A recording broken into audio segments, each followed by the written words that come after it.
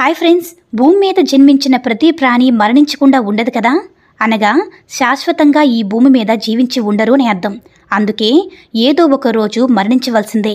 కానీ మరణించిన తర్వాత ఆత్మ విషయంలో ఏం జరుగుతుందో ఎవరికైనా తెలుసా? మరణించిన తర్వాత ఆత్మకి ఏం జరుగుతుందో, మరియు మరణించిన 24 గంటల తర్వాత మరలా తన ఇంటికి తన ఆత్మ ఎందుకు వస్తుందో, ఇంకా ఎన్ని రోజుల వరకు తన ఇంట్లో ఉంటుందో, ఈ విషయాలన్నీ మీకు తెలుసా?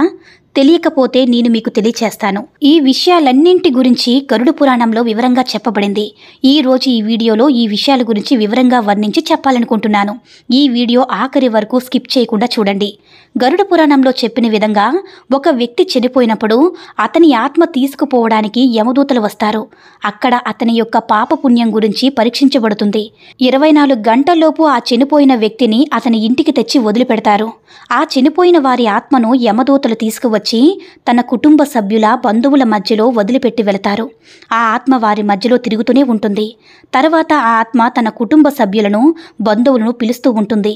కానీ అక్కడ ఉన్న కుటుంబ సభ్యులు కానీ బంధువులు కానీ ఆ ఆత్మ యొక్క మాటలు ఎవ్వరికీ వినపడవు. చనిపోయిన ఆత్మ అది చూసి వ్యాకులతను పొందుతుంది. మరియు ఆ ఆత్మ పెద్ద పెద్ద శబ్దంతో వారిని పిలుస్తూ ఉంటుంది. అప్పుడు కూడా తన మాటలు అక్కడ ఎవ్వరూ కూడా వినిపించుకోరు. చనిపోయిన వారి ఆత్మ తన శరీరంలోకి వెళ్ళడానికి ప్రయత్నిస్తూ ఉంటుంది. ఆ ఆత్మ యమదూతల యొక్క బంధంలో ఉంటుంది కనుక తన శరీరంలో ప్రవేశించడానికి వీలు కాదు. ఈ విషయాలే కాకుండా గరుడ పురాణంలో అనేకంగా చెప్పబడ్డాయి. ఎవరైనా మరణమైన తర్వాత తన కుటుంబ సభ్యులు ఏడుస్తున్నారని చూసి ఆ చనిపోయిన ఆత్మ బాధపడుతూ ఉంటుంది మరియు ఏడుస్తూ ఉంటుంది. కానీ అక్కడ ఏమీ చేయడానికి వీలుండదు. తన జీవితంలో తాను చేసిన క్రియలను జ్ఞాపకం చేసుకుని ఏడుస్తూ ఉంటుంది. యమదూతలు చనిపోయిన ఆత్మ వారి కుటుంబ సభ్యుల మధ్యలో వదిలిపెట్టి వెళ్ళినప్పుడు వారు చేసిన క్రియలను జ్ఞాపకం చేసుకుని ఏడుస్తూ ఉంటుంది. యమదూతలు చనిపోయిన ఆత్మను వారి కుటుంబ సభ్యుల మధ్యలో వదిలిపెట్టి వెళ్ళినప్పుడు ఆత్మ తిరిగి వెళ్ళడానికి యమలోక మార్గం గుర్తుపట్టదు మరియు అంత బలం కూడా ఉండదు. గరుడ పురాణం ద్వారా చెప్పబడిన విషయం బట్టి ఆ చనిపోయిన ఆత్మకు 13 రోజుల వరకు పిండదానం చేస్తూ ఉంటారు. అప్పుడు మరణించిన ఆత్మ యొక్క అంగములో పునర్నిర్మాణం జరుగుతుంది. మరియు 11వ 12వ రోజు పిండదానం చేయబడినప్పుడు దాంతో శరీరము, మాంసము పునర్నిర్మాణము చేయబడుతుంది.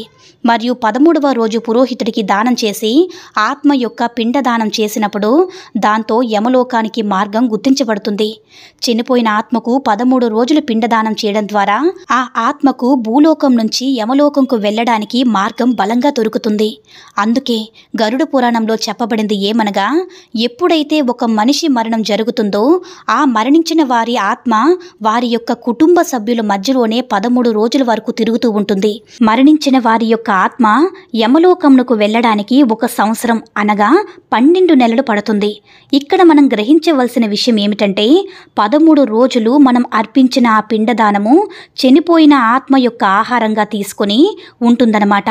కానీ ఎవరికైనా పిండదానం చేయనట్లయితే వారి పరిస్థితి ఏంటి అనే ప్రశ్న ఇప్పుడు మీ మనసులో కలుగుతుంది కావచ్చు. ఈ విషయాన్ని కూడా గరుడ పురాణంలో వివరంగా తెలుపబడింది. అది మీకు వివరంగా చెప్పాలనుకుంటున్నాను.